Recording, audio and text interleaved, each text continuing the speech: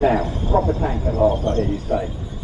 This tank coming on now, this dates back to the period we call the Cold War. That was when the Western Allies thought we might be going to war with all the Eastern Bloc countries led by the Soviet Union.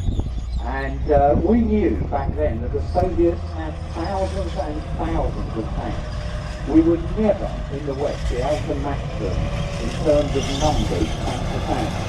So we went for sophistication and technological advantage. And that's the thinking behind this tank, the Chieftain.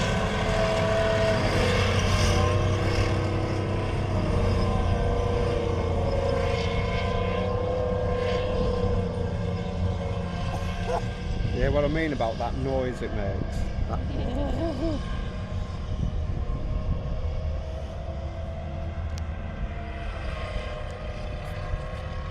Now the guys who designed the Chieftain, many of them had fought in the Second World War, and at the end of that war the British Army said we are never going to war again with a tank that is outclassed by the enemy. We were fed up of being knocked around by those bigger German tanks you can see inside the museum.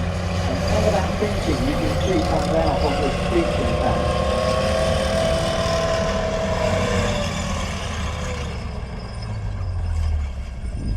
When the Chieftain went into service, it had by far the most powerful gun in the world, it had the thickest armour, and it was overall the best tank, no two ways about it. That gun is what they call a 120mm high velocity gun, designed especially for knocking out tanks, not just one or two tanks. It was going to have to knock out 6 or 7 before we could afford to lose it. So the gun is not only hugely powerful, it is tremendously accurate.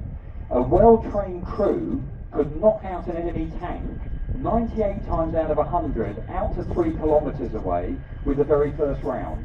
In World War I, or World War II rather, you tended to fire one round over, one round under, and if you were lucky, the third round on target. This thing, much more accurate. And when this fires at another tank, it doesn't fire a bullet-shaped round that we're used to seeing coming out of a rifle or a pistol.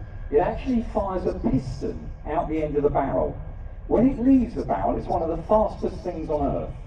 The sides of the piston fall away and it reveals about a 13-inch long metal dart with little fins on the back, like a dart you'd throw at a dartboard. The fins keep it straight in flight.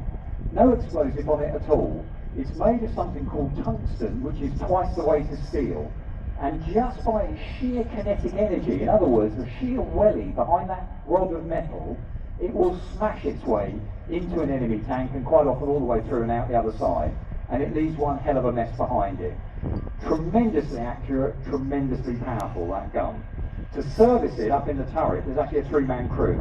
Commander, he's the guy at the top, he's got that machine gun in his hatch. He's looking for targets all the time, he's got better visibility, he's slightly higher. He's telling the driver, who's the 4th crew member right down the front, where to go, because he can see a bit further and with better visibility. On the other side of the turret is the loader. And if you ever have to pick your own tank crew, pick a loader, someone who's short, stocky, built like a Russian shot putter, because the rate of fire of this tank will go down as the loader is getting worn out. He has to pick up those pistons with the round in, put it in the breech of the gun, followed by a bag of explosive that forces it out. So you need someone very fit to keep doing that, because the quicker you can fire those rounds off, the less chance you're going to be the target to the enemy and get knocked out. The 3rd crew member is actually the gunner, and he sits in the turret just in front of the commander. He's got the joystick for aiming and finally aiming that gun with a little pistol grip on the end of it that he can pull, and they'll fire that massive 120mm gun. Driver, you can just see him, he's underneath the tank barrel at the front. He's almost lying on his back as he drives this vehicle. It's what they call a supine position. The lower he can be, the lower the gun is, and that means the turret's lower and you're less of a target and harder to see by the enemy. So they wanted to keep the height of the tank down as low as possible. Tremendously thick armour protection on this tank. It was still the generation we mainly made them out of steel. Modern tanks tend to have something called laminate armour on, layers of different materials that are more effective at stopping incoming rounds than just very chunky bits of steel. But very thick armour. And when the Russians got a bigger gun on their tanks, we put more armour on ours. So if you look at the turret here, either side of the gun, it's almost got cheek pieces. This was extra armour put on later on to give it even more protection. Now, the one downside of the Chieftain tank was the engine in the back. Those of you who are old enough to remember the days of British Leyland, this is something called the Leyland L60 engine. It was supposed to be a multi-fuel engine. You could put petrol in it, diesel in it, a bottle of vodka, whatever, it was still supposed to work.